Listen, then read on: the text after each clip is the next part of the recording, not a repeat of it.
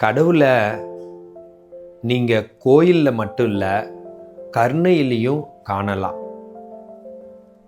தாயோட உணவு கையிலையும், அப்புறம் நட்பின் நடுவில் ஒரு ஜட்ஜ்மெண்ட் இல்லாமல் கேட்குறவர்கிட்ட, அவர்கிட்டையும் தெரியாதவங்களுக்கு உதவுற இரக்க குணத்திலையும் கடவுளை நம்ம காணலாம்.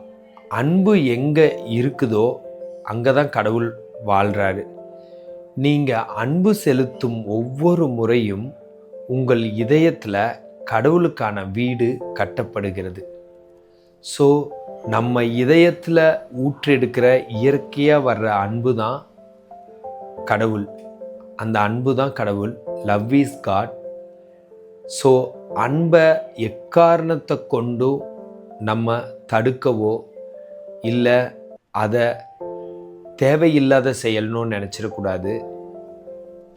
அன்பாகவே இருங்க, அன்பாகவே நடங்க, அன்பாகவே வாழுங்க. நன்றி.